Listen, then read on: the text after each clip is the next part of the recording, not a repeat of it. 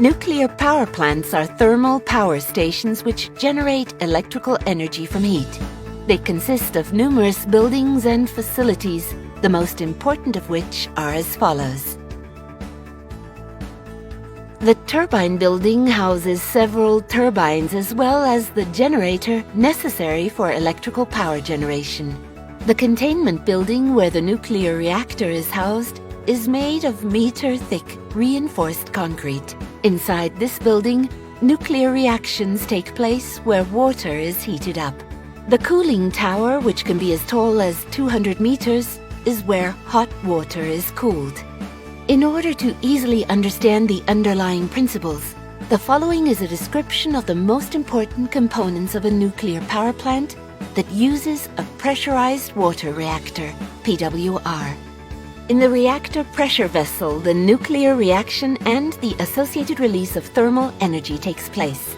In a pressurized water reactor, as in this case, the reactor pressure vessel stands about 12 meters tall. The walls are about 25 centimeters thick. Inside is where the fuel assemblies can be found. In pressurized water reactors, about 150 such assemblies are installed. A single fuel assembly is composed of many fuel rods.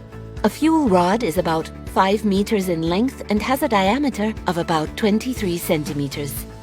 The actual nuclear fuel is found inside of each fuel rod. Small nuclear fuel pellets composed of enriched uranium or plutonium make nuclear fission chain reaction possible. In the fission chain reaction, thermal energy is released.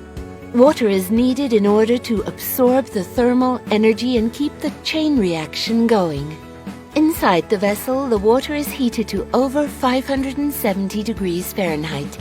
The water does not boil, however, since the pressurizer maintains the water pressure constant at around 160 bars. The heated water is eventually pumped to a heat exchanger, also called steam generator. These are typically in the form of a shell and tube heat exchanger. Hot water flows through the U-tubes, heating up the metal of the pipes so that any water inside the heat exchanger begins to boil.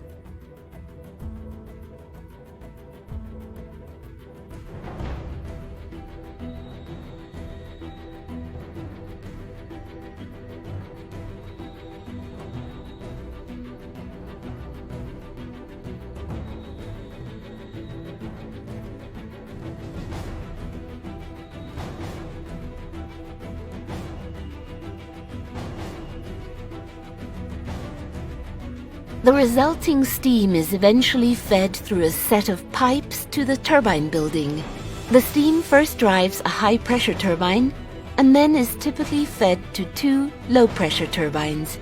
All of the turbines are connected by a spinning shaft to the electrical generator, which in turn produces AC electricity from the shaft's rotational energy. The steam is converted again into liquid form in a condenser, and then returned back to the steam generator. The water needed for this often comes from an adjacent river, or is cooled in a cooling tower. The water circulation systems are always kept separate from one another. Water in the primary circulation system never leaves the containment building. This water is radioactive, since it has been in direct contact with the fuel rods.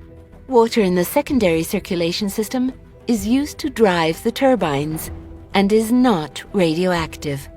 The cooling circulation system provides cool water and is used to condense the steam in the secondary circulation system.